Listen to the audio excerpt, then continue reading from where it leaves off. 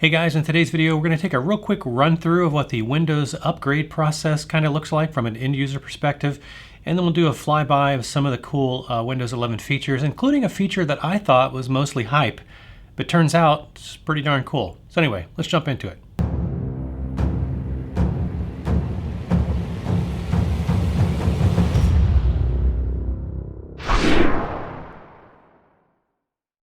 So as you may or may not be aware, Windows has actually been released since October, so a couple months ago from the time that I'm posting this video.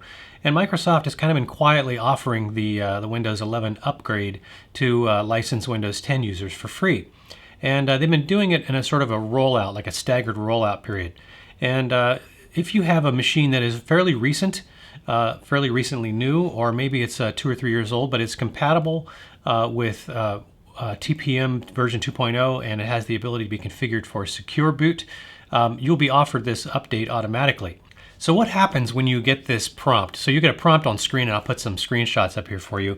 You get this first prompt that says, can we recommend Windows 11 for your device? So this is Microsoft telling you, hey, it's time to upgrade if you'll let us. So they really want you to do the upgrade. Now you don't obviously have to do it, but there might be some concern on your part if you've seen this.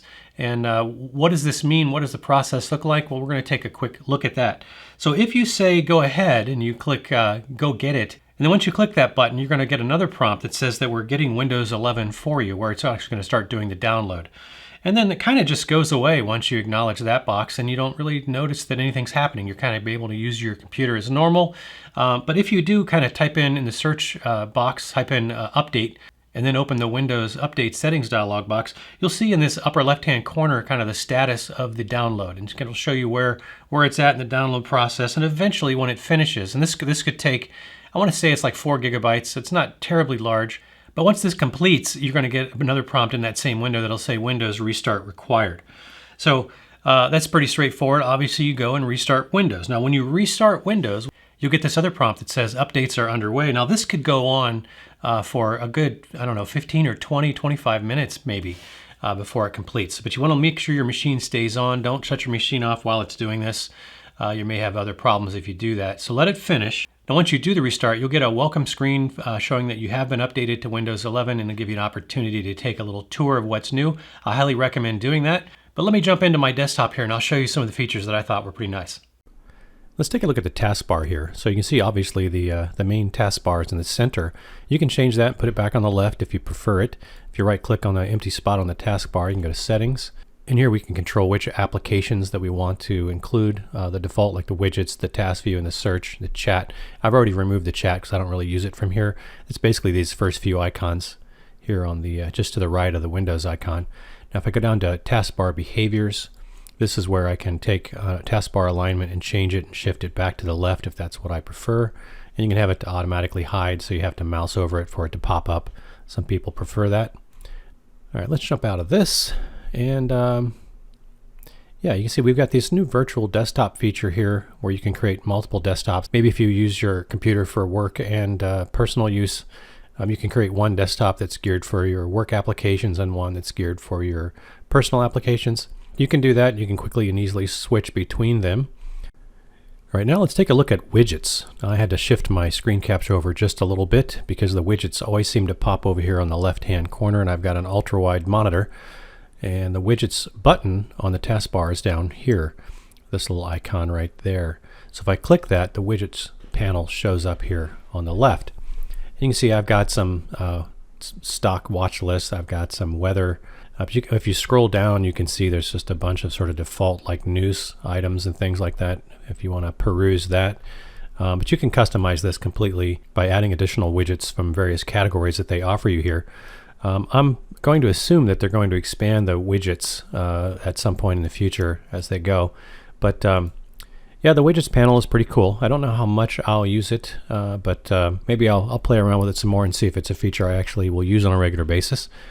Let's flip back over to some other stuff. All right, let's take a look at the one feature that really surprised me in Windows 11. I thought this was going to be hype and that I probably would never use it, but the Android phone integration is actually very cool and useful. So once you set this up, you can see it'll actually take your phone notifications and you'll start getting them in the regular Windows notification bar on the lower right hand corner of the screen. But you can also pop it up here and you can see basically your notifications from your phone, which is the page I'm on now.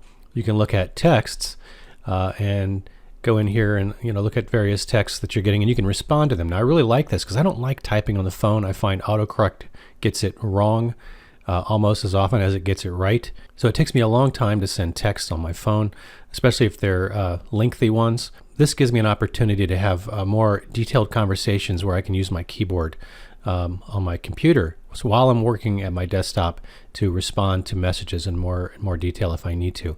You can also go and look at the photos on your computer, and you can delete them, and you can actually easily just drag them to your desktop or to a folder, or vice versa. So you can transfer files easily back to your phone if you want to.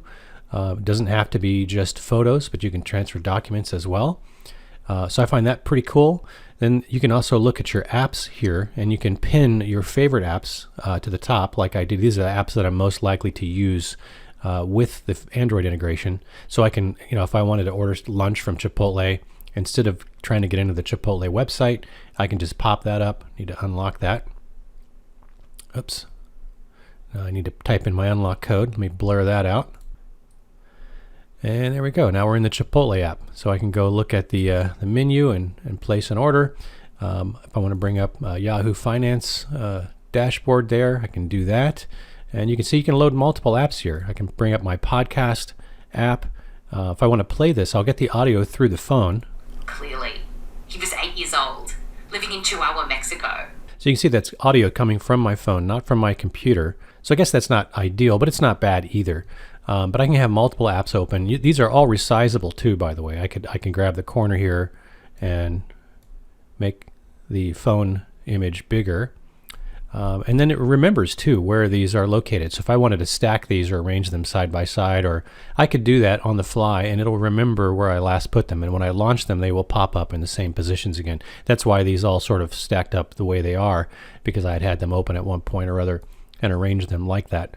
So I really like the fact that I can do that. And of course, you can scroll down and look at your other apps. Not all apps will behave really well in this environment, so it kind of depends on what you're running.